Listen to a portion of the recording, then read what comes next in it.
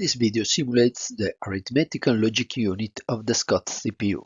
It is the simulation part of the sixth video of the How Computers Work Building SCOT CPU YouTube playlist. We use Circuit Verse Simulator and the circuit is available in the link I leave in the description. Arithmetic and logic unit of SCOT CPU is composed by 7 elements. We have already seen the left and right shifter and the header, so we have already seen the arithmetic part of the ALU of the SCOT CPU, and now we see the logic part starting from the inverter. The inverter simply inverts the bit in inputs one by one, so it is a bitwise operation. This element can be very useful, for example, in the subtraction, as we've seen before. With the second complement method, we need first to invert and add 1 to the subtrahend, and then we have to add the subtrahend and the minuend with the header. SCOT CPU doesn't have hardware for the subtraction, so you need to do it through the software. So the compiler has to add some code line in order to invert and add 1 to the subtrahend. And in order to do this, you have to use this element, the inverter. The second logic element is the ANDer. It performs a bitwise operation. This means that we put in AND the least significant bit of the first and second byte with an AND gate, and we put in AND the second bit of the first byte with the second bit of the second byte, and so on. This element can be used, for example, to put a 0 in a specific bit of a byte. So for example, we have the byte 8 here, and we want to put a 0 the bit 3, leaving unchanged all the other bits of this byte A. In order to do this, we put at 1 all the bits of the byte B, but the bit 3, so the specific bit we want to put at 0. So at the output we have a byte equal to the byte A, and the only difference is in the bit 3, which is at 0. As you see here, if I change some bits of the byte A, all they change pass to the output. Here, if I put the second bit at 0, we see the second output is at 0, but if I change the bit 3, the output keeps the value 0, because we impose a 0 here through this AND gate. The other logic element is the OR. It performs a bitwise operation, so we have 2 bytes as input and 1 byte as output. We put in OR bit per bit, so the first bit of the first byte with the first bit of the second byte, and it can be used, for example, to impose a 1 in a specific bit of a byte. For example, we have the byte A and we want to put the third bit of A at 1, and we do this putting in B byte all the bits to 0 but the bit 3 at 1. In this way, we have at the output the same bit of the input A. The only difference is in the bit 3, which is kept at 1. And no matter which value is here in the bit 3 of the byte A, the bit 3 is kept at 1.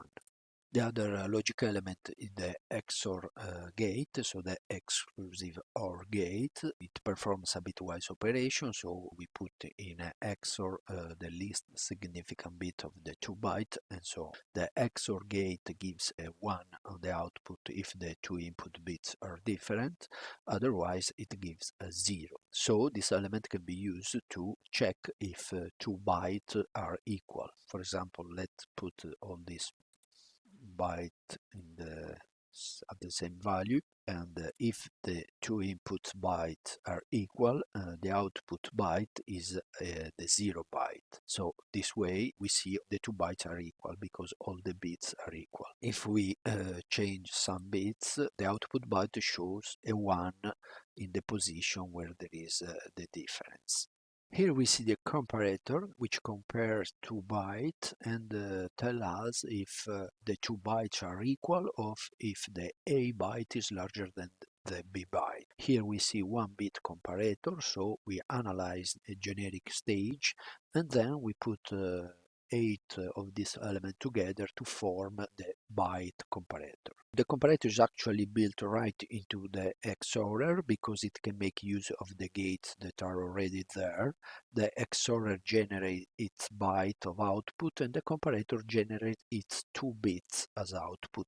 As you see here, we have 2 bits as output, the equal bit, so if the equal bit is 1, the bytes are equal, and if the A larger bit is 1, the A byte is larger than the B byte. The equal thing is pretty simple because the XOR gates turn off when the inputs are the same, so if all the XOR gates are off, then the inputs are equal. So if the more significant bits are at 1, we have to check this level, and if these 2 bits, the bit of this level are equal, the output of the XOR is 0, the output of the not 2 is at 1, so the output of this AND 3 is at 1 just if the above equal bit is at 1. So if the above bits are equal, so we can say that so far the 2 bytes are equal, so this is at 1.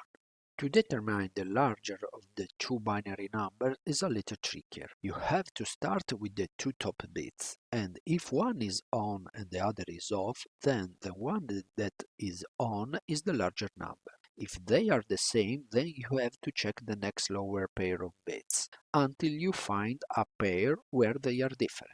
But once you do find a pair that are different, you don't want to check any more bits. As you see here, if this bit is at 1, it means that the above more significant bits of A are larger than the above more significant bits of B, so A is larger than B.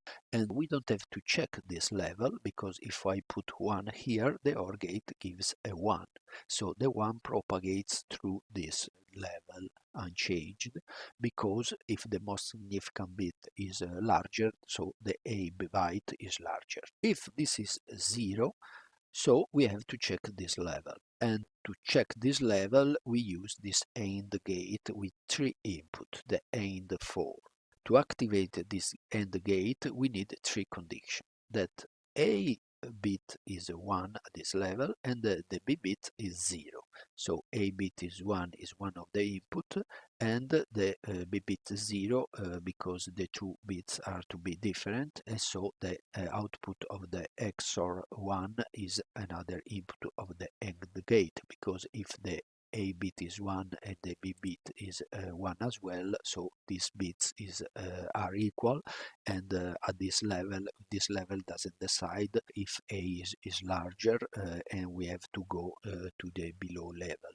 But if A is 1 and B is 0, so at this level the bit A is larger than the bit B, but we need the above level, the bits at the above level are equal to activate this, because if they are not equal, it means that maybe B byte is larger than A in this situation, or A byte is larger than B. So the A larger is not decided at this level, but is already being decided at the above level. But if the above level says that all the bits are equal, so this AND gate is activated and we give the signal that A is larger than B, and the decision is taken at this level here because the above bits are equal, and here at this stage the A bit is larger than the B bits. Here you see the 8-bit comparator composed by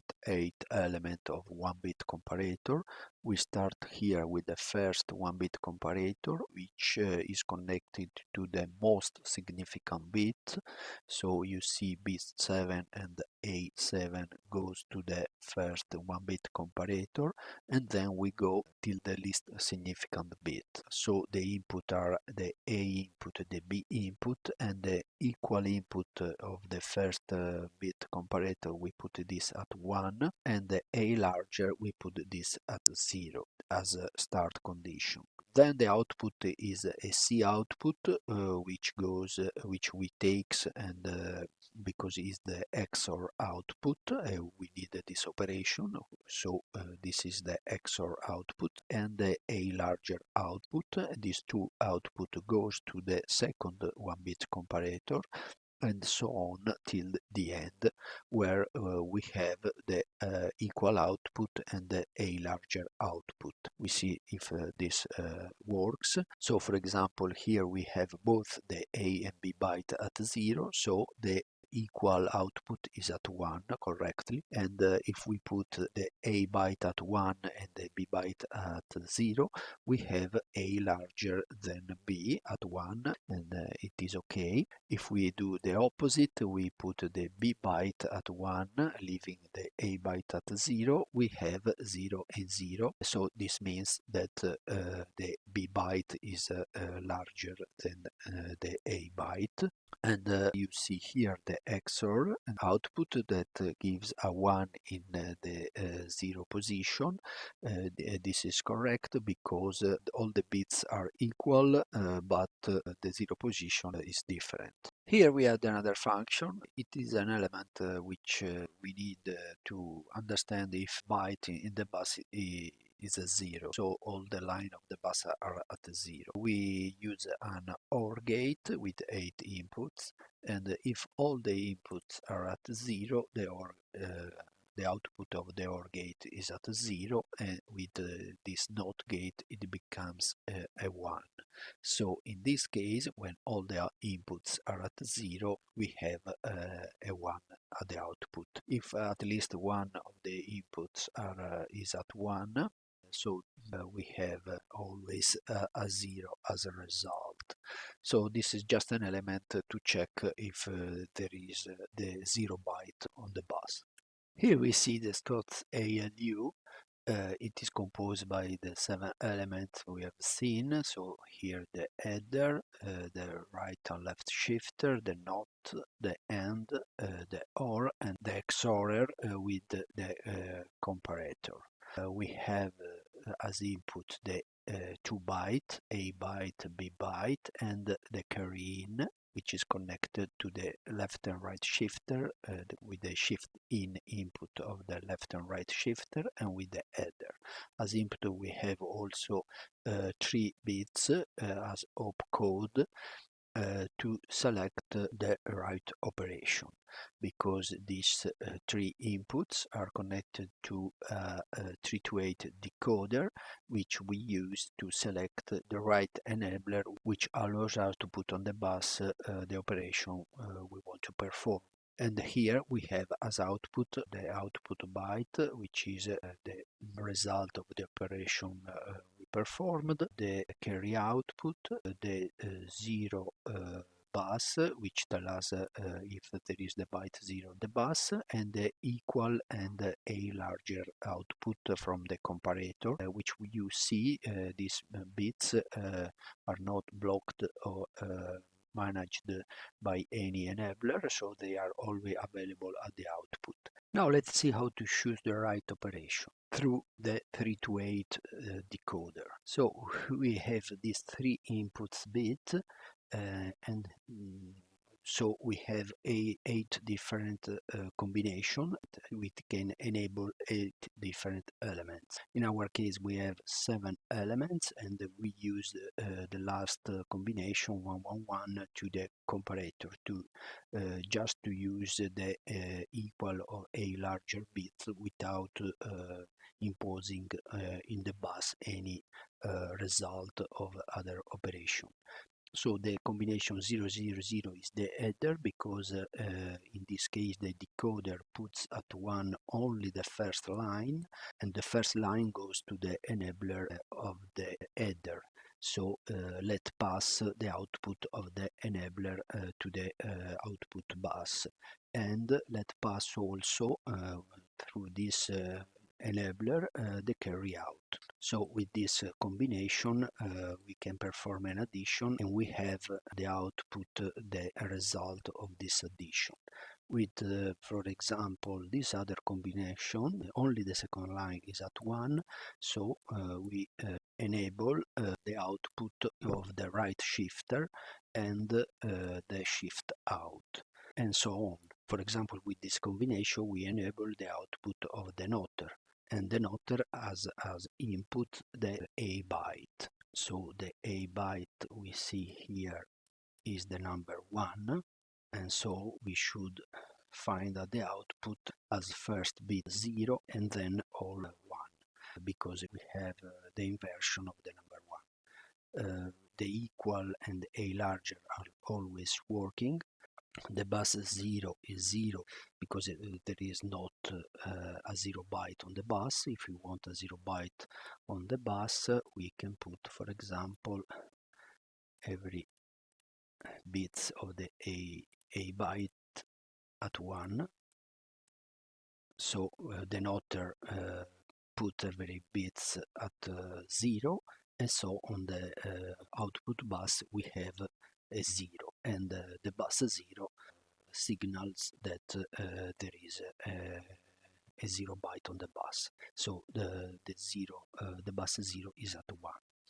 If we want to perform just a comparison of bits without performing any other operation, we can use the combination 111, and in this way the output bus is at high impedance, but the A equal and A larger are always working, and in this way they say that the A byte is larger than the B byte. Let's see if this is true. Of course it is true, because the B byte is at 0 and the A byte is at 111, so 255. Please leave me a comment, let me know if you liked this video. Make sure you put a thumb up, click the notification bell and subscribe to my channel.